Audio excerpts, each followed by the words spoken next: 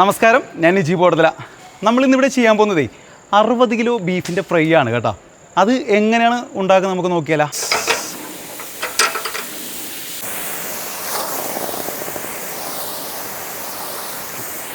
രണ്ട് പൈസൻ സവാള അരിഞ്ഞത്, ഒരു 700 ഗ്രാം വെളുത്തുള്ളി ചതച്ചതും, ഒരു 600 ഗ്രാം ഇഞ്ചി ചതച്ചതും കേട്ടോ. അതിൻ്റെ കൂടെ തന്നെ നമുക്കൊരു 5 തേങ്ങ കൊത്തെടുത്താണ് കേട്ടോ. 1 കിലോ പച്ചമുളക് നീളത്തിൽ അരിഞ്ഞത് കേട്ടോ. കറിവേപ്പില ആവശ്യത്തിന്, 100 മഞ്ഞൾപ്പൊടി കേട്ടോ, 1/4 കിലോ കാശ്മീരി ചില്ലിയെ, ഒരു 300 മുളക് പൊടി എരിവെള്ള, 1/2 കിലോ മല്ലിപ്പൊടിയേ,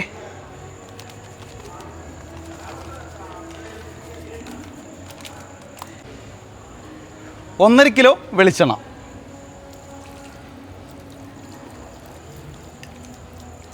രണ്ട് പിടി കല്ലുപ്പ് കേട്ടോ.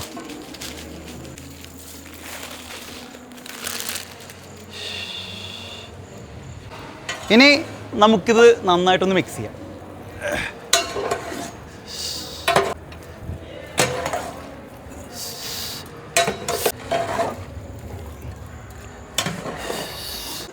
വെള്ളം കേട്ടോ, 2 ലിറ്റർ വെള്ളമേ ചേർക്കുള്ളൂ. ഇറച്ചിയിൽ വെള്ളം ഓൾറെഡി ഉണ്ടല്ലോ. ഇനി നന്നായിട്ട് തിള വരട്ടെ കേട്ടോ. അതുവരെ നമുക്ക് വെയിറ്റ് ചെയ്യാം. നമുക്കേ ചിക്കൻ ബിരിയാണിയുടെ കൂടെയാണ് കേട്ടോ ബീഫ് ഫ്രൈ. അപ്പോൾ ഇപ്പോൾ ഗ്യാസ് ഇല്ലാത്തതുകൊണ്ട് നമ്മൾ ചിക്കൻ വരെ വിറകിലാണ് ഫ്രൈ ചെയ്തെടുക്കുന്നത്.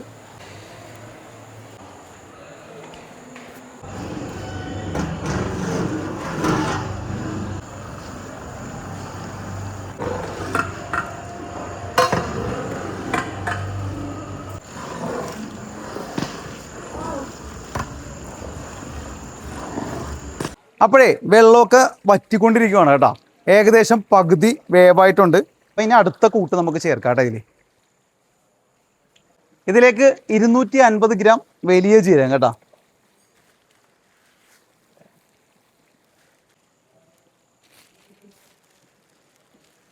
ഗരം മസാലപ്പൊടി, ഒരു 300 മല്ലിയിലയും 1/4 കിലോ പുതിനയും കേട്ടോ,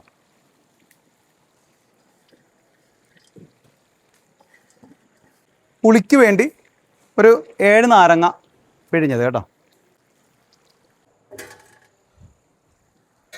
ഇനി നമുക്ക് നന്നായിട്ടൊന്ന് മിക്സ് ചെയ്യാം.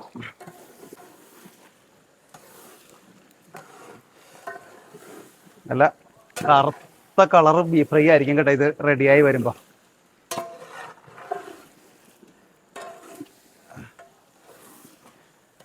ആദ്യം തന്നെ ഈ തേങ്ങാക്കൊത്തൊക്കെ ഇട്ട് കഴിയുമ്പോണ്ടല്ലോ, അതിൻ്റെ അകത്ത് കിടന്നിട്ട് ആ തേങ്ങാക്കൊത്തിനൊക്കെ നല്ല കളർ വെക്കും കേട്ടോ. ഇതന്നെയുണ്ടല്ലേ, എണ്ണയിലൊന്നും മൂപ്പിക്കണ്ട, ഒരു തേങ്ങാക്കൊത്ത് തന്നെ നോക്കി നല്ല അടിപ്പം കളറാണ്. അങ്ങനെ സെറ്റായി വരട്ടെ അല്ലേ. ഒരു 5 മണിക്കൂർ പണിയാട്ടോ ബീഫ് ഫ്രൈ കിടന്നത്. അത്യാവശ്യം ടൈം എടുത്താലാണ് ബീഫ് ഫ്രൈ നല്ല പെർഫെക്ഷൻ ആവുന്നത്. അങ്ങനെ വെള്ളമൊക്കെ വറ്റി ഒരു 90% ഡ്രൈ ആയിട്ടുണ്ട് കേട്ടോ. ഇനി അതിലേക്ക് നമുക്ക് കുരുമുളക് പൊടി ഇടാവേ.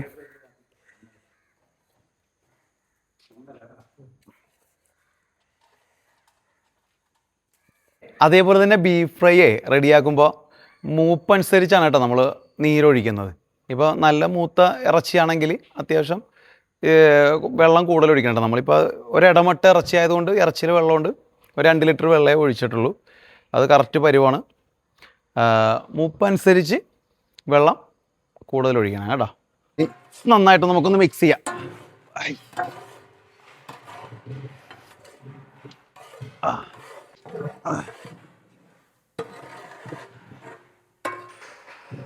ഇനി അവസാനമായിട്ടേ നമുക്ക് കുറച്ച് വറുത്ത സവാള ഇടാം കേട്ടോ. നന്നായിട്ട് മിക്സ് ചെയ്ത് ഒരു 15 മിനിറ്റ് കഴിയുമ്പോൾ നമുക്ക് ഉപയോഗിക്കാം.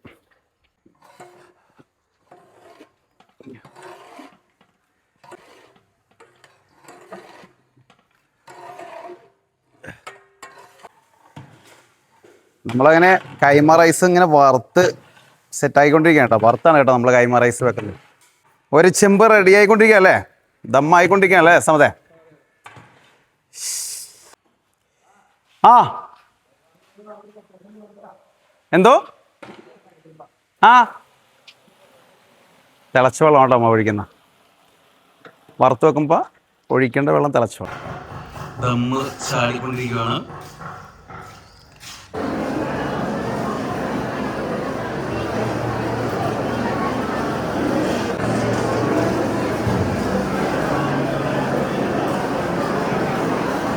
അപ്പോൾ നമ്മളേ ബീഫ് ഫ്രൈ ടേസ്റ്റ് ചെയ്യാൻ വേണ്ടി പോവാണ്. അപ്പോൾ നമുക്ക് ആദ്യം കുറച്ച് ചിക്കൻ ബിരിയാണി എടുക്കാവേ. ഇതിൻ്റെ കൂടെ ഒരു പീസ് ഇടാം, ലേശം എടുക്കാം. നമ്മുടെ വറുത്ത് വെച്ചേക്കുന്ന റൈസാണ് കേട്ടോ. നല്ല കൈമ റൈസ്, നല്ല ഒന്നിലൊന്നും തൊടാതെ കിടക്കണം കേട്ടോ. നല്ല പെർഫെക്ഷൻ റൈസാണ്. ആ ഓക്കെ, നല്ല പഞ്ഞു പോലത്തെ റൈസാണ്. ചിക്കനും കൂടി അങ്ങോട്ട് പിടിച്ചു കഴിഞ്ഞിട്ട്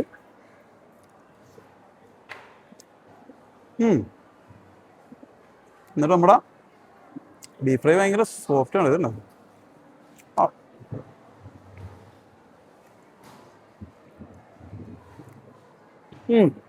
ചിക്കൻ ബിരിയാണിയും ബീഫ് ഫ്രൈയും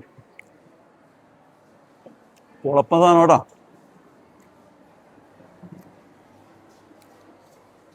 അതിൻ്റെ കൂടെ കുറച്ച് റൈസ്. ആഹാ.